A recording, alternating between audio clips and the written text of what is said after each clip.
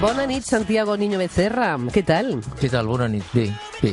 Molt bé. Han passat ja moltes coses des que vas venir al programa fa uns mesos. La primera pregunta és, econòmicament estem millor o pitjor que quan vas venir al mes d'octubre, em diries? Jo penso que estem clarament pitjor. És a dir, des d'una perspectiva dels números, i sobretot tenint en compte com fan els números els polítics, estem millor. Per exemple, hi ha més persones treballant avui que a l'octubre? La resposta és que sí. El que passa és que són persones que estan treballant de forma més precària, amb uns salaris que estan absolutament estancats, amb uns contractes de duració a la baixa, i amb un nivell de desigualtat que està creixent. És a dir que... Això dius a Catalunya o a l'estat espanyol? No, això en general a l'estat espanyol, però a Catalunya està passant una cosa semblant. És a dir, segona cosa, l'economia avui és més competitiva que a l'octubre? La resposta és que sí. El que passa és que aquesta competitivitat no s'ha guanyat a base de millorar la productivitat, sinó que s'ha basat a base de baixar costos salarials, etc. És a dir, que per una banda, és a dir, per als polítics sí que ha millorat, però per al ciutadà no, perquè té uns salaris precaris. Però cada dia llegim dades que parlen que arriben a Barcelona noves empreses. L'IT diu que instal·la la seu per controlar el comerç electrònic de tota Europa. Facebook s'instal·larà a la Torre de les Glòries de Barcelona per combatre les fake news, i Microsoft també desembarca, no? I més, i Siemens... I clar, les grans companyies estan apostant per Barcelona i Catalunya. Això és una bona notícia perquè creus que està passant, o sembla més una bona notícia del que realment és? Perquè tampoc estem parlant de tants llocs de treball. Tu com ho consideres? Sí, bona notícia? Jo crec que és una molt bona notícia per dos motius. En primer lloc, és una bona notícia perquè aquestes són empreses que fan o faran activitats d'alt valor afegit, això és una molt bona notícia, i en segon lloc, perquè això demostra que aquesta inestabilitat política que diuen que passa a Catalunya no està afectant negativament a la inversió de fora. És a dir, a Siemens, que concretament ha dit que muntarà un centre a Cornellà, o bé Nestlé, que tancarà un centre tecnològic que té a Suïssa i el posarà aquí a Barcelona, això demostra que aquestes grans corporacions van més enllà del que poden dir uns polítics que tenen unes mires molt més limitades. Per tant, no tenen por de la qüestió política. Per cert, estem contents, s'aixeca el 155, tenim en principi govern i consellers, ara en parlarem. Per altra banda, ell llegia que 4.500 empreses han marxat a Catalunya, recordem. No, perdó, han traslladat la seva seu. Han traslladat la seva seu, se n'han anat, han traslladat la seu, en canvi, les empreses tecnològiques estan apostant. Per tant, pot ser que tornin les seus, ara que sembla que la tranquil·litat arribarà quan s'aixequi aquest 155, creus? Bueno, a veure, jo sempre vaig dir que aquell famós decret que va treure el govern amb una tarda per facilitar el trasllat d'empreses, que molta gent va criticar. Jo crec que aquest decret és bo, sincerament ho penso, perquè sí que és veritat que en el seu moment, a l'octubre, novembre, desembre, això va facilitar que moltes empreses poguessin traslladar la seva seu de Catalunya a fora de Catalunya.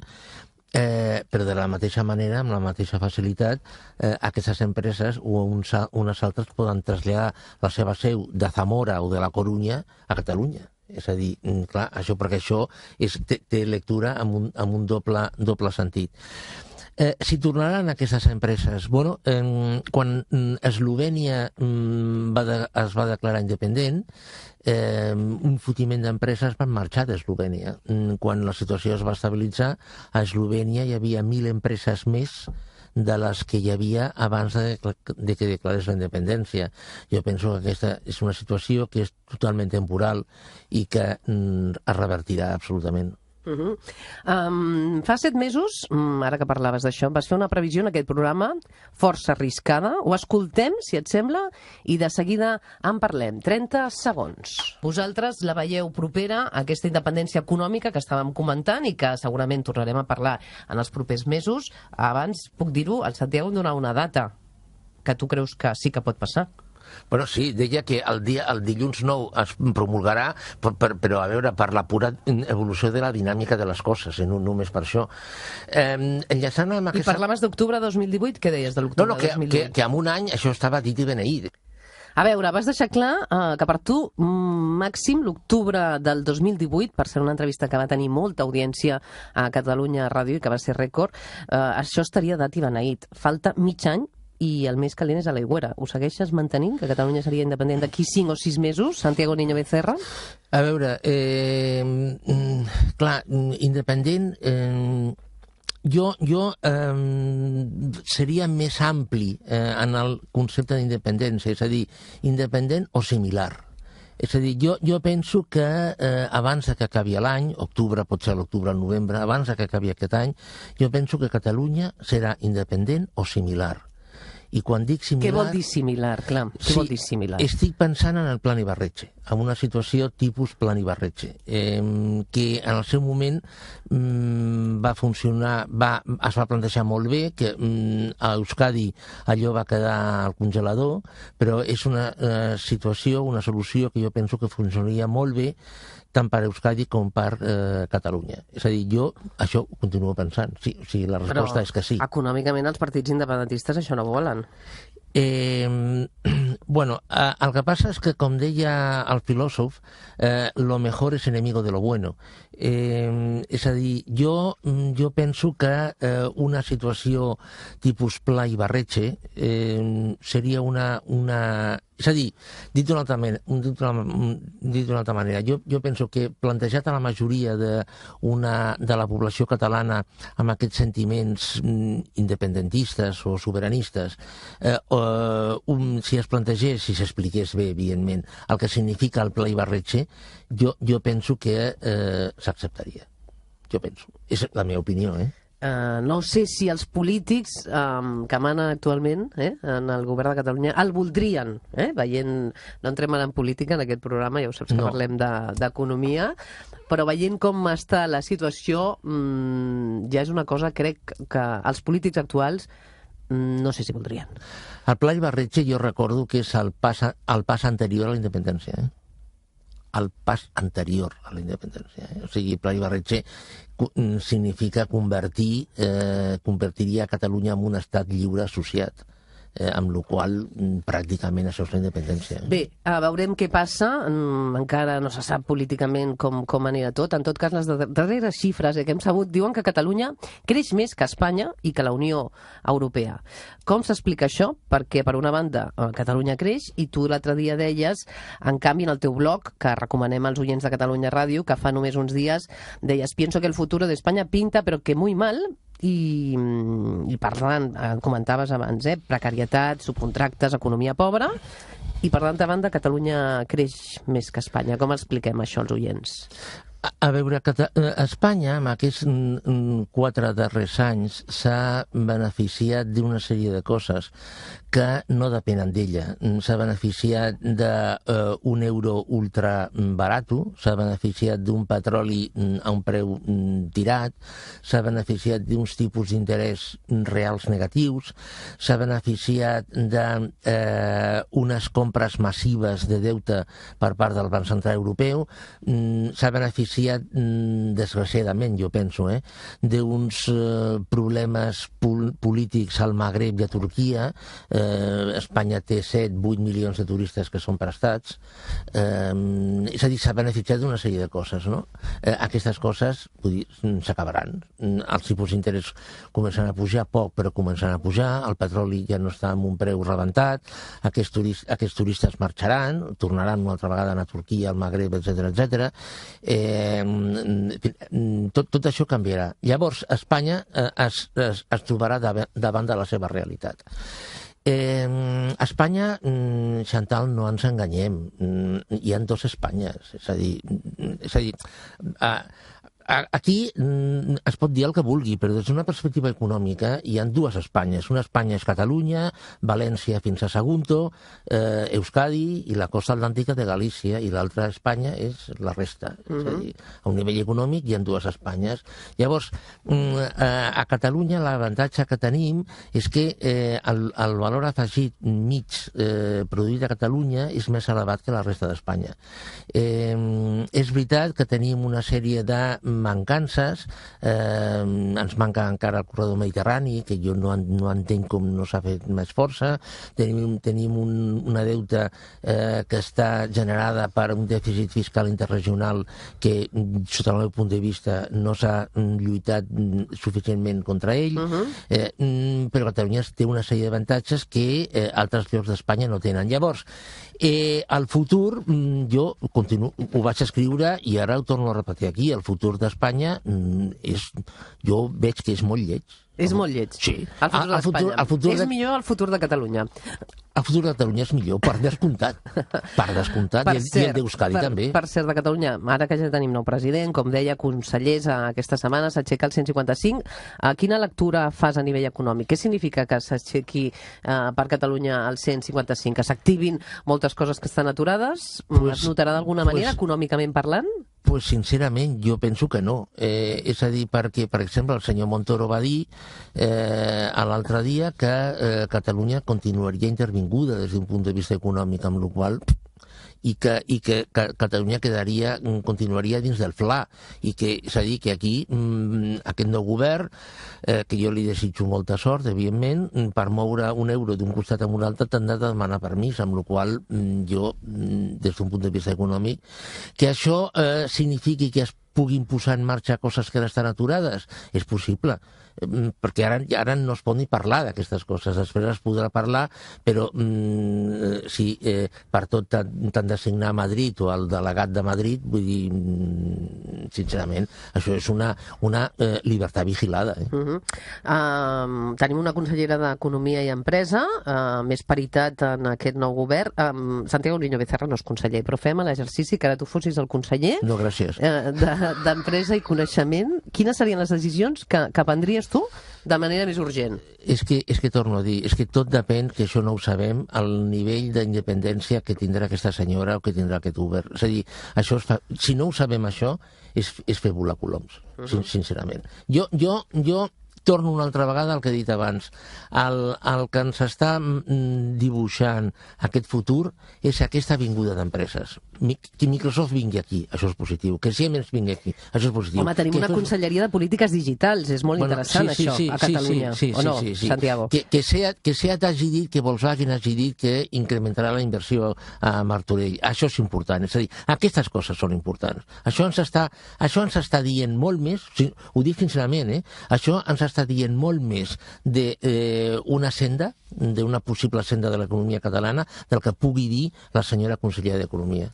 Quan vas venir també fa uns mesos també deies que l'Europa dels estats s'acabava i que la independència no seria tant una qüestió de l'estat espanyol, sinó de les grans empreses, bancs i corporacions que dominen els mercats. L'escoltem. Ara s'està produint una transició a Europa que és passar de l'Europa dels estats a l'Europa de les regions. Però falta que ho accepti l'estat espanyol, que ho accepti Europa... No estic d'acord. No, que va, home...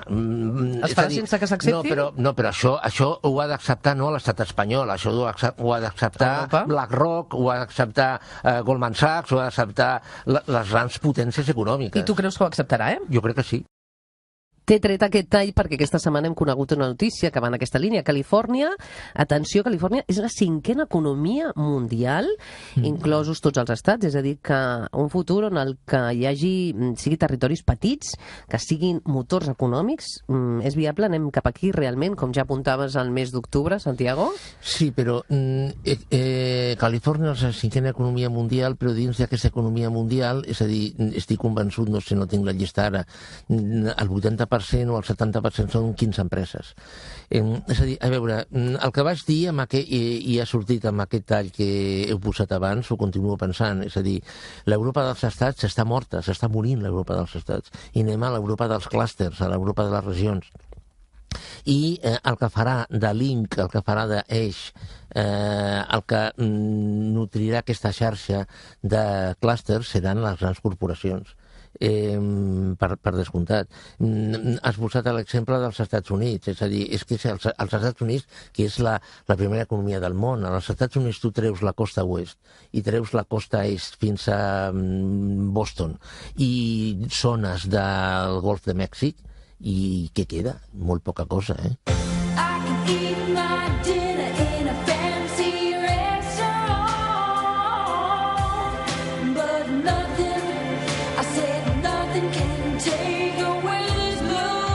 Avui parlant d'economia amb Santiago Niño Becerra, al Revolució 4.0 de Catalunya Ràdio. Una altra notícia que no ens agrada. El 53% de la riquesa a Espanya està en mans del 10% de la població. Déu-n'hi-do. Encara més. El 27% de la riquesa està en mans del 1%. No ens agrada. Què hem de fer? No ens agrada. Què hem de fer? És inevitable. M'explico. Als Estats Units és de lluny el país que estudia més coses, més temps i d'una forma més continuada. Hi ha un informe publicat fa un parell d'anys que s'analitzava la distribució de la renta, la concentració de la renta, millor dit, entre l'any 1913 i l'any 2012. El 1928, l'1% més ric de la població estatunidenca controlava el 24% de la riquesa. A base de mesures redistributives, aquesta concentració de l'1% més ric va baixar al 7,5% a l'any 1973. A partir d'aquí va començar a pujar una altra vegada i ara estan en el 25%. És a dir, està bé que aquestes dades es publiquin, està bé que pensem sobre això, està bé realment que analitzem el que significa. Ara, jo penso que és absolutament inevitable. I no es pot arreglar. No. Per això deies a l'inici... Però per què? Per què? Perquè cada vegada el capital té més importància i el capital està en mans de quatre empreses. Quatre empreses o persones. Per això els ciutadans tenim o tenen cada vegada salaris més baixos, molta gent sense feina. Ara parlarem de Google i les pensions. Si Google i les tecnològiques han de salvar les pensions de l'estat espanyol. Però aquest any serà, o aviat arribarà aquesta renda bàsica universal que hem parlat moltes vegades, o és una idea que de moment està enterrada fins d'aquí un temps? Perquè, clar, veient la situació, veient que la riquesa està en mans de pocs i els salaris baixos, hi ha molta gent sense feina, la renda bàsica universal, que algun cop has comentat amb tu, que arribarà a Europa aviat, com la veus propera? Sí, jo penso que en 2 o 3 anys la renda bàsica la tenim en marxa. De fet, ja s'han fet experiments... Europa, Sí. De fet, ja s'han fet experiments a Holanda, s'han fet experiments a Finlàndia i tal. Sí, jo penso que això serà... Ara, per favor, que ningú pensi que amb la renta bàsica es podrà comprar un Ferrari, Clar, no. I l'anomenada taxa Google preveu recaptar més de 2.000 milions a partir de l'any que ve amb els impostos a les grans companyies tecnològiques. Les pensions estan salvades per aquesta taxa? Explica'ns això. No sé, tu mateixa. Dius que amb aquesta taxa es podran recollir 2.000 milions. Jo, sincerament, m'agradaria que el Ministeri d'Hisenda m'expliqués com, perquè a tota Europa la previsió és recaptar 5.000 milions per aquesta taxa i a Espanya només recaptarem 2.000, doncs que m'expliquin com ho farem. Però bueno, imaginem que sí, imaginem que aquí ho fem no sé com i resulta que aquí a Espanya es poden recaptar 2.000 milions d'euros per aquesta història, no? Per aquesta tassa. Però si estem parlant d'un dèficit de la Seguretat Social de 18.000 milions d'euros. No fem res amb aquests 2.000 milions, No fem res. I com ho solventem, llavors, lo de les pensions? És que no es pot solventar el tema de les pensions. Les pensions baixaran sí o sí. Ara, a partir de quan, calcules? Aquí està, no em preguntis quan, és a dir, però el que sí que és cert és que d'una forma progressiva, d'aquí a poc ja començarem a veure que les pensions baixen. perquè és que no surten els números. Cada vegada els salaris, que són les bases de cotització, són més baixes. Les nostres pensions els han de pagar la gent que ara està cobrant 1.000 euros com a tope al mes. És a dir, és que no surten els números. Per tant, estalviem. El consell és que estalviem. Per descomptat. No, abans d'això. Jo el que suggereixo és que la gent no es jubili. El que pugui, que continuï treballant. I evidentment, el que tu dius, que estalviï. Hem d'acabar ja. Alguna frase que volies dir en aquesta entrevista i no has pogut dir? Alguna pregunta que no t'he fet? Hem d'acabar? Què em diries? No, de moment no sé. Està tot... Ens anem una mica pessimistes, avui acabem aquesta entrevista. No, que va. Incidir amb la idea aquesta de que anem cap a l'Europa dels clústers de les regions. Europa de clústers i de les regions. Ens quedem amb aquesta frase. Et tornarem a convidar, se'ns ha fet curt. Moltes gràcies, Santiago Niño Becerra. Una abraçada. Molt bé, gràcies a vostès.